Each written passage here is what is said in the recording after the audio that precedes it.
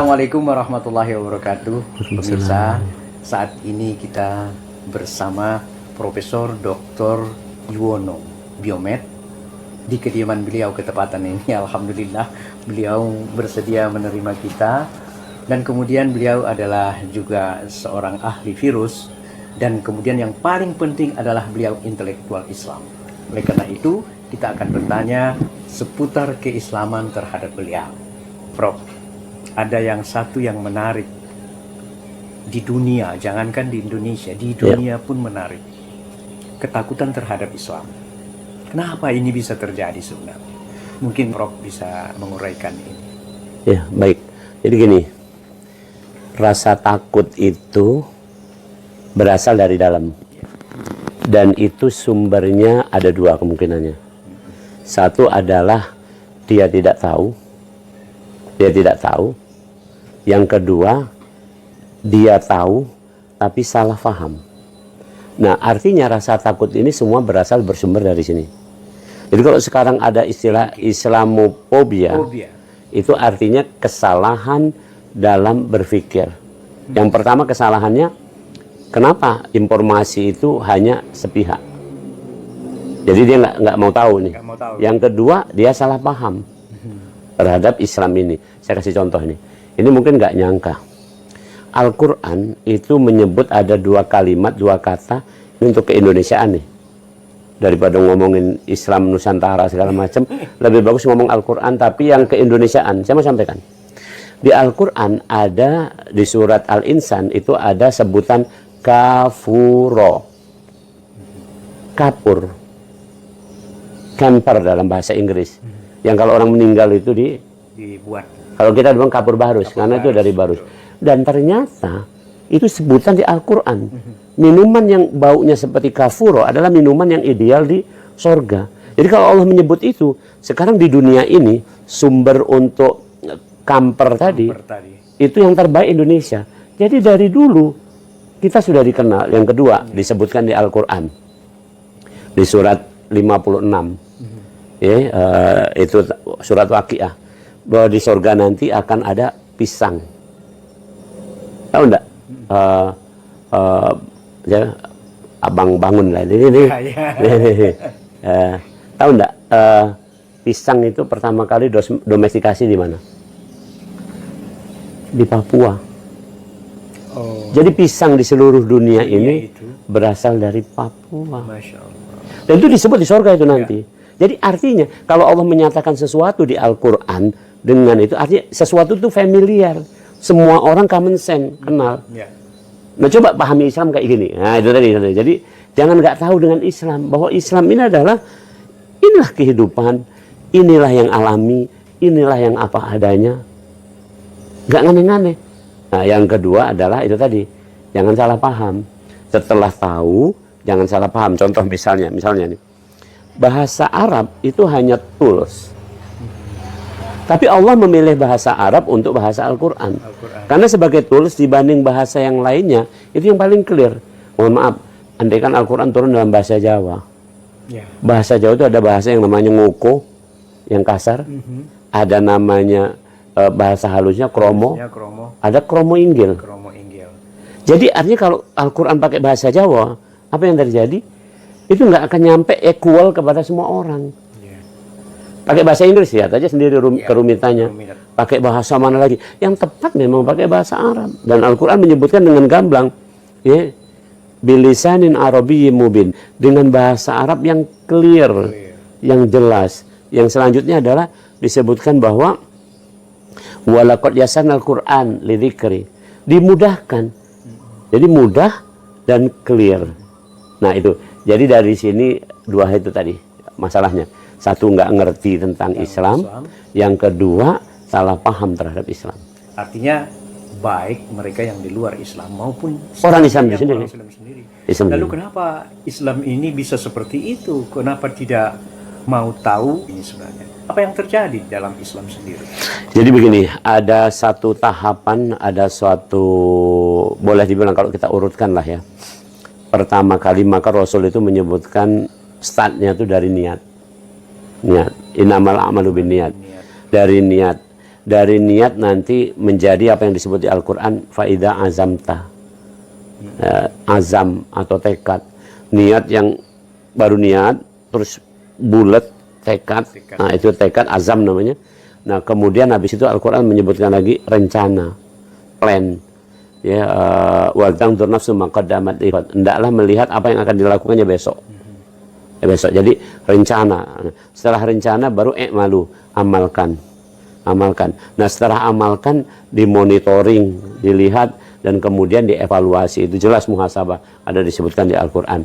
Nah ini ada celah-celah yang bolong di antara ini. Kalau umat Islam sendiri, katakanlah satu nggak tahu atau nggak paham terhadap ini. Terhadap salah paham, ya nggak tahu atau nggak mau tahu, apapun lah. Nanti kalau soal nggak tahu, nggak mau tahu itu ada dua gangguan. Di Al-Quran dikatakan fahsya wal mungkar, ada kekejian, ada kemungkaran. Kekejian itu akibat kita menuruti syahwat, kemungkaran akibat kita menuruti hawa, ini pendapat pemikiran. Nah jadi itu, jadi intinya umat Islam sendiri tadi dalam tahapan-tahapan itu tadi, satu, ada umat Islam yang nggak niat bahwa dia, misalnya contoh tadi, karena dari awal tadi sekali lagi karena nggak tahu atau salah paham, dia pikir misalnya contoh haji itu hanya sesuatu yang ya ritual, bukan. Ada sesuatu perintahnya begitu. Contoh misalnya, kenapa haji cuman pakaiannya adalah pakaian dua lembar, tidak berjahit lagi? Itu diajarkan sangat-sangat mendasar bahwasanya sesungguhnya manusia tidak punya apa-apa. Itu pun udah lumayan dikasih 2 lembar pakaian. Makanya orang yang disebut haji mabrur adalah dari kata-kata birro, artinya baik, berbakti gitu. Jadi artinya haji mabrur adalah haji orang yang memang sudah ya berusaha untuk memahami itu tadi, ya, konteks itu tadi, haji tadi. Jadi bukan masalah gelar hajinya yang penting. Bukan juga perjalanan yang katanya ada kesan spiritual, ya, that's okay lah, itu boleh-boleh aja. Tapi yang lebih penting lagi bahwa haji mabrur adalah haji yang ada perubahan signifikan. Kalau contoh sekarang misalnya orang yang belum berhaji, salah paham terhadap Islam, Islamofobia, benci sama Islam, nanti sepulang haji mestinya dia sembuh. Tapi kalau nggak sembuh dia kena omongan sendiri, berarti ya cuma ritual gitu. Ritual itu kan hanya kalau bahasa mudanya hanya sarana. Makanya kenapa ritual dalam Islam itu yang utamanya ya cuman sholat. Dan sholat itu pun sangat ringan ya, 5 waktu dengan waktu yang sangat fleksibel, cuman seperti itu. Andaikan ritual merupakan bagian utama dari agama ini, tentulah kita ritual terus itu. Makanya saya melihat kan, kalau umat Islam ini kan karena tidak ada pemahaman, lalu kemudian Islamofobia itu dia sebenarnya ketakutan duluan. Nah itu yang terjadi. Nah di Indonesia pun terjadi seperti itu karena ketidakpemahaman mereka tadi. Lalu apa sebenarnya cara yang terbaik? Kita majelis-majelis sudah banyak, tapi nggak ada yang memang urusan hidayah, ada urusan Allah. Tetapi mungkin ada strategi mungkin yang harus kita lakukan. Selesainya ada pada pribadi seseorang itu. Ada pribadi seseorang. Pribadi yang punya ciri kualifikasi sebagai seorang khalifah. Ya, pribadi yang punya kualifikasi sebagai seorang khalifah. Nah, nanti dari itu, dan itu Rasul sudah ngasih contoh. Memang Rasul punya blessing in disguise ya. Ada sesuatu yang tidak ada pada manusia biasa. Nah, itu namanya maksumnya Rasul. Jadi kalau Rasul misalnya dalam kepemimpinan beliau, walaupun misalnya tidak ada, misalnya kayak kita detail perencanaan master plan seperti itu, Rasul punya rencana tapi nggak dituliskan sampai begitu, itu terlaksana saja karena terserah Allah untuk itu. Karena tapi beliau itu sebenarnya mengajarkan kepada kita semua proses itu mesti proses yang masuk di nalar kita, alami lah seperti itu. Jadi usaha yang harus ditempuh itu, misalnya contoh, kita harus jangan sibuk lagi, misalnya salah satu kelompok Islam itu sibuknya menyalahkan orang lain dengan bid'ah. Ya nggak selesai kalau Islam hanya dipandang itu saja. Salah satu lain tadi itu, ini harus tanda kutip negara Islam. Kemudian satu segi lagi ada yang cuma mengatakan Islam itu cuma ibadah. Satu segi yang salah kaprah lagi, liberalis. Islam liberal lah, Islam apa segala macam yang itu nggak punya lagi pendirian. Contoh misalnya dalam pengertian toleransi itu di Al-Quran sangat jelas. Lana a'maluna lakum a'malukum, itu bahasa Al-Qur'annya. Jadi kalau saya beramal, you jangan ganggu. You beramal, saya nggak ganggu. Saya juga nggak ganggu. Jadi misalnya amal saya adalah assalamualaikum, you nggak usah ikut saya. Iya. Anda pakai bacaan lain, saya nggak ikut Anda. Iya, betul. Hormat. Hormat. Saling Nah itu hormat. toleransi. Betul, betul. Nah sekarang terus ditiupkan kalimat intoleran. Yaitu kalimat ketika kalau kita nggak ikut mereka katanya intoleran. Sementara mereka nggak ikut kita itu biasa aja. Biasa katanya. aja.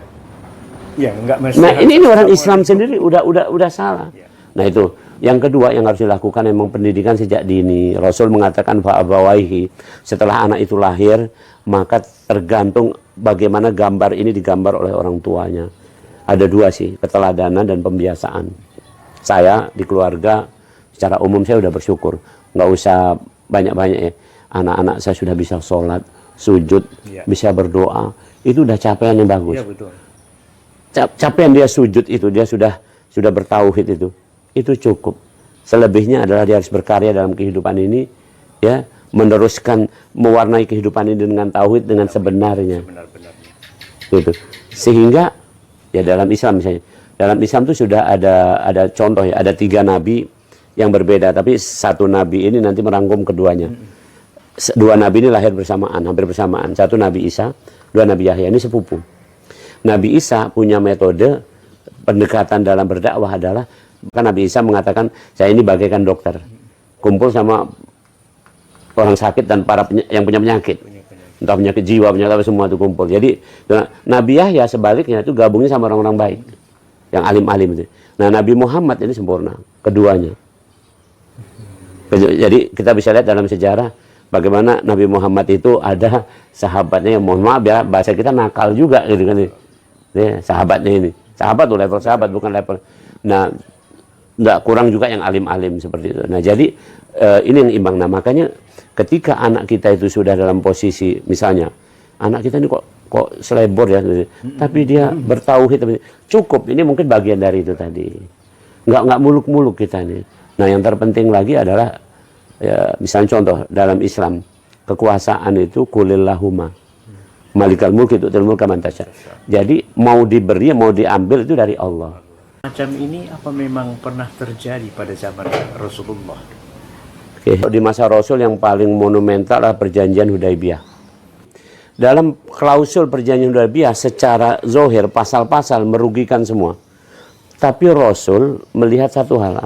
Ada satu klausul yang ini jarang dalam sirah atau sejarah Nabi diungkap, dilewatkan begitu saja. Ya, apa? Yang terlewatkan ini. Bahwasanya dengan perjanjian ini maka semua orang bebas mendiskusikan Islam. Nah, ini jadi kalau mau kata kuncinya sekarang ini, bebaskanlah semua orang untuk mendiskusikan Islam. Sekarang kan jadi masalah problem ketika para penguasa ini, entah di Indonesia, entah dimanapun, itu mens rea kalau bahasa orang hukum. Baru niat aja udah dihukum gitu. Canggih banget dia bisa tahu di hati gitu. Bahwa itu akan menjadi padahal itu di masa Rasul itu perdebatan terbuka itu belum apa-apa. Dan memang seperti kalau masyarakat mau masyarakat madani, civil society, masyarakat yang beradab, berbudaya, silahkan orang berdiskusi. Ya jangan aja diskusinya tuh, mohon maaf ya, dengan dulu saya waktu masih mahasiswa juga itu kadang-kadang diskusi dengan kekerasan, nanti lempar kursi, bukan itu. Sepanas-panas lah diskusi dengan itu. Contoh ya, di masa Rasul ini kalau mau sembuh nih, waktu itu karena diskusinya bebas, jadi gini orang bertanya terus kemudian, coba kita tanya waktu habis perjanjian Hudaibiyah nih, Tuhan kita siapa nih? Itu kata orang-orang kafir Mekah. Tuhan kita tuh 1, 2, 3, 4 banyak nih, patung-patung itu semua. Terus kemudian mereka tanya, Tuhannya Muhammad, Islam itu apa? Tuhan yang menciptakan langit dan bumi. Mulai mereka berpikir, lah kalau Tuhannya Muhammad itu menciptakan langit dan bumi, Tuhan kita ini nyiptain apa ya? Bukan kita nyiptain ini. Nah timbul niat untuk berdiskusi lebih intens. Jadi tanya, kalau begitu Tuhan Anda di mana gitu ya? Tuhan kami tampak nih. Tuhan kami goib. Kalau goib berarti nggak ada dong. Pertanyaannya bisa nanti diterangkan. Apakah yang goib itu berarti bukan nggak ada? Ini semua karyanya menunjukkan bahwa dia ada. terus begitu. Nah, akhirnya nanti kepada sistemnya, kepada kenapa perlu sholat, kenapa perlu puasa, kan bergaul. Nah, dengan seperti itu ke depan ini, itulah yang bagusnya. Jadi kalau ditanya apakah ada kejadian-kejadian seperti itu, dari zaman awal katakan Nabi Nuh sampai Nabi Muhammad sampai kita sekarang sampai seterusnya, ini selama manusia masih punya akal, ini masih akan ada penyimpangan. Satu penyimpangan, kedua juga mungkin harus ada pemahaman yang sempurna terhadap agama itu, baru kemudian kita bisa memahaminya. Benar. Apa sebenarnya tujuannya? Nggak perlu takut sebenarnya. Makanya Benar. dari awal tadi saya katakan itu, kenapa harus takut? Benar. Oh, ada yang takut. Oh, Islam itu ditakutin. Benar. Artinya kita belum masuk ke dalamnya, kan begitu? Benar. Islam tuh enak lah gitu. Kalau kita nggak harus tahu, nggak usah tahu. Ya. Kalau kita harus tahu. Kalau kita tahunya harus sampai kepada kita pakai. Contoh misalnya, waktu zaman COVID kemarin, ada orang bertanya sama saya, halo ini Satgas ya? Saya bilang, saya mau tanya, berapa jumlah pasien di tiap-tiap kecamatan di sini? Saya tanya, Anda siapa? Saya warga biasa. Untuk apa? Dia nggak harus tahu gitu. Dalam Islam sekarang banyak orang bertanya misalnya, bagaimana supaya sholat tahajud itu khusyuk? Boleh dia nanya seperti itu. Pertanyaan saya cuma satu dulu sebelum saya jawab itu. Ya. Anda tahajud enggak? Enggak, ya nggak usah tanya itu. Lebih baik tanya, bagaimana saya bisa sholat tahajud. Terus satu hal yang catatan ini, Islam ini sudah dijamin oleh Allah. Dengan tanpa kita, dengan atau tanpa kita mau ikut nggak mau ikut, kita akan tetap menang. Bahkan kasarnya dalam hadis sahih dikatakan, andaikan seluruh penduduk semesta ini durhaka kepada Allah, maka Allah nggak berkurang kemuliaannya. Andaikan taat nggak bertambah pula keagungannya. Jadi artinya apa? Nggak butuh kita. Nggak butuh kita. Jadi ini dijamin ketika Allah sudah mengatakan liyudhhirahu ala dini kulli, bahwa ini sistem ini akan menang atas semua sistem yang ditawarkan oleh manusia. Jadi walaupun kita diam aja tetap akan menang gitu. Nah, ini nggak salah. Kita tuh berharap GR, merasa kita berperan. Memiliki peran yang amat berperan ini gitu.